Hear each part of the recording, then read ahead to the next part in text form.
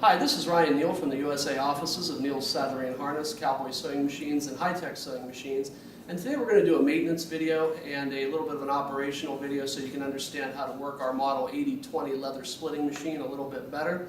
So I'm going to have the camera pan in for certain angles here so you can see a little bit better on what you can get a little bit better vantage point on what it is that I'm trying to indicate here. So this machine does require a certain amount of lubrication, although you won't have to lubricate it very frequently, but I will illustrate the points where it does in fact need to be lubricated.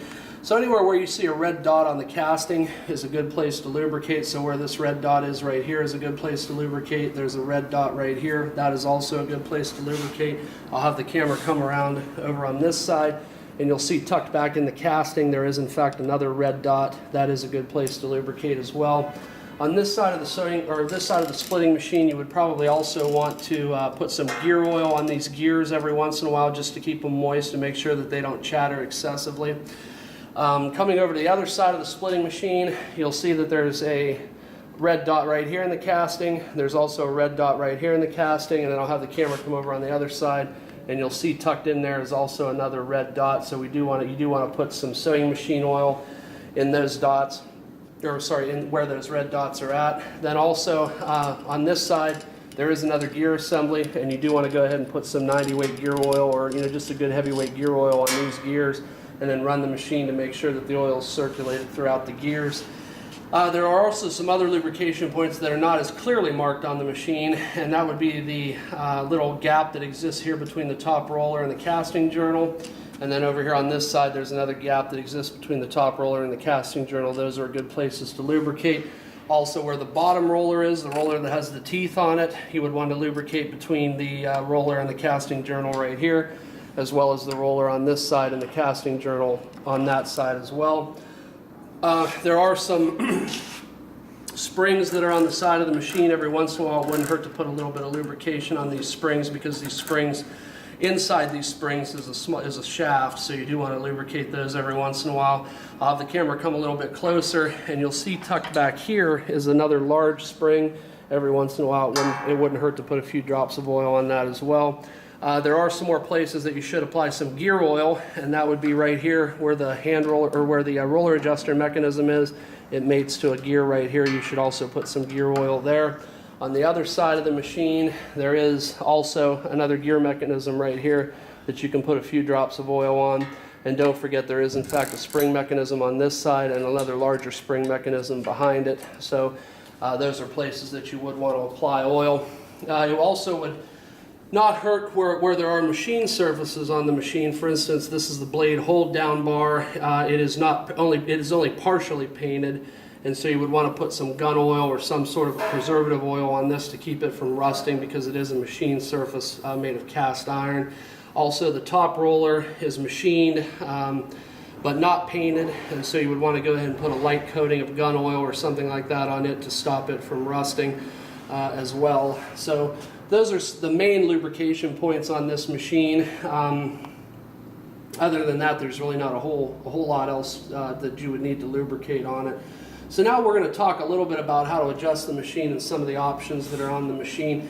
You do have the option to power this machine by hand using the hand crank lever that's on the side of the machine. Now right now we do have this connected to our motor drive unit as well as our speed reducer unit, so if you turn this, it turns a little bit hard. So if you do decide you want to power it by hand, simply remove the belt from the gear reducer unit underneath the sewing machine. Just remove the belt and you will be able to power it by hand much more easily, because it will turn much easier, and enabling you to turn it over by hand a lot better. So then we're going to talk a little bit about how to adjust the machine. So you'll see here, and I'll have the camera come down very close so that we can see this gap, this light gap that exists between the top roller and the bottom roller. I'm going to turn the crank wheel here. I'm going to turn it in a clockwise direction away from me, and you'll see that the distance between the top roller and the bottom roller increases. And so what happens is, as this distance increases, you're going to notice that it's going to split off less and less leather from the bottom of the piece, so you in effect get a thinner split. As we bring this roller counterclockwise towards me, you'll see that the top roller actually drops down, and that's going to give you a much thicker split. So that's going to hog off a lot more leather from the bottom side of the piece because the top roller is pressing it harder and harder into the bottom roller. So it'll have the effect of taking off a lot of leather. So just remember, and this is sort of a micrometric adjustment. You can turn it one gear at a time, or one gear tooth at a time rather. So you can see as I turn this, you can turn it in very small increments. You can split off approximately 1/2 to 1 ounce at a time on the pieces if you do want to, or if you do in fact want to split off a lot, you can just turn the flywheel here very rapidly and in large amounts, and then you'll see that the roller will go up and down much more vigorously, and so you can split off a lot more leather. So there are some other adjustment points on this machine.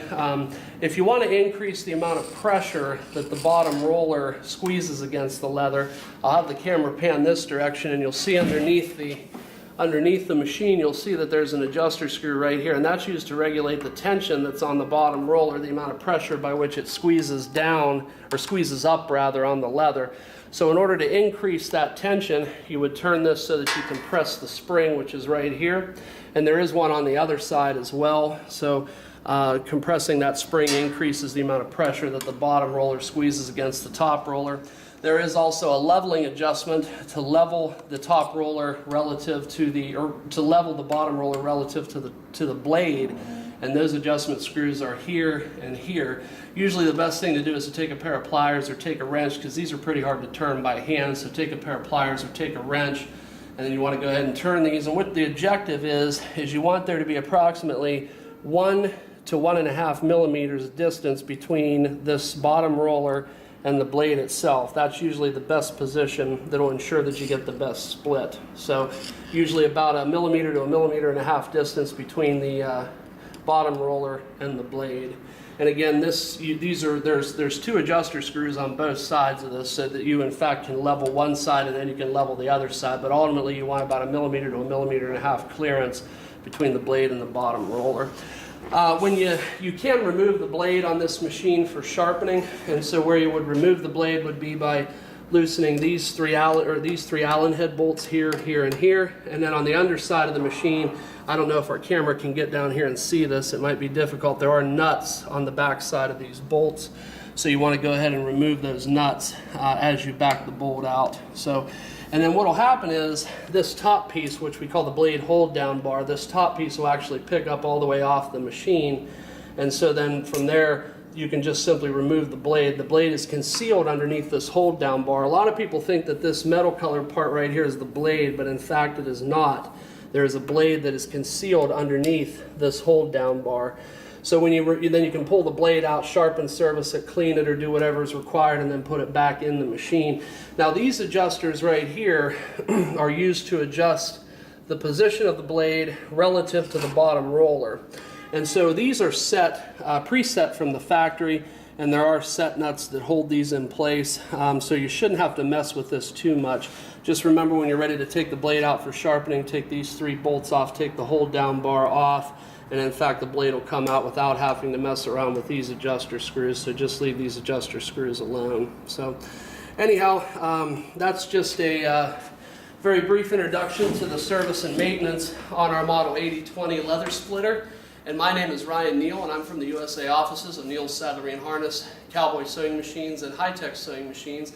If you have any additional questions about this machine or you would like to purchase one, please feel free to give me a call at area code 330-692-1418, and I thank you for your time today.